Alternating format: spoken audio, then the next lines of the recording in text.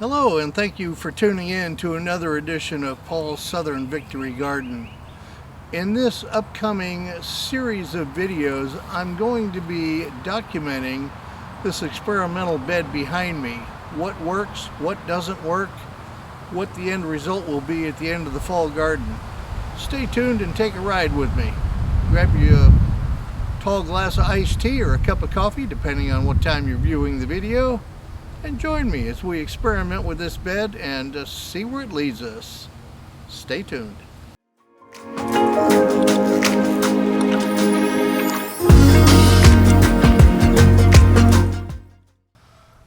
So the first thing I did after I got this bed built was rake it and level off all of the soil in here.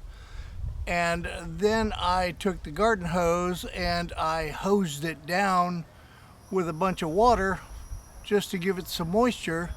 Come to find out that this soil didn't hold as much moisture underneath that tarp as I thought it did. It was actually pretty desiccated and is in fact hydrophobic. Let me show you what I'm talking about.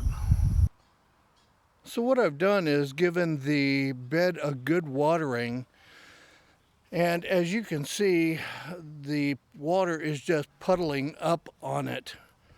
And if I take and I disturb some of the soil, it's bone dry right underneath it. The water has not penetrated but a fraction of an inch underneath it. So this soil is desperately in need of some organic matter. What I'm going to do, and I talked about in the last video, was taking some of the chicken fertilizer that I'm brewing in that tub over there, and I'm going to mix it 25-to-1 with just straight water and drench this bed and see how it works.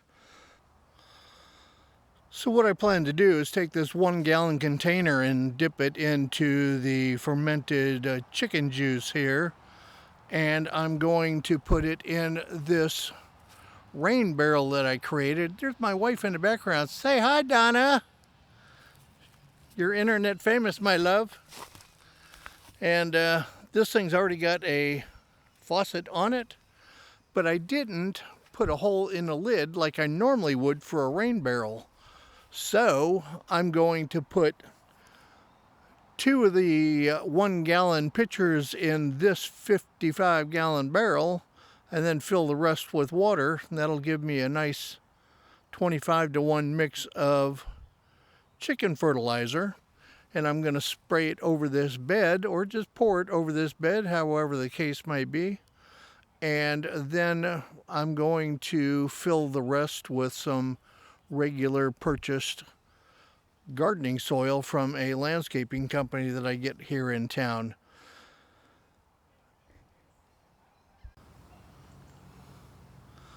That's the plan that I've got for this bed going forward. This is going to be a continuing series on this bed as it develops.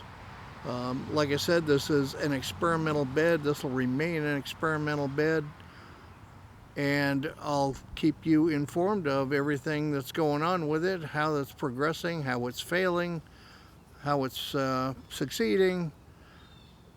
We'll see how it goes. Hopefully we'll get a victory in the garden out of this. Until next time.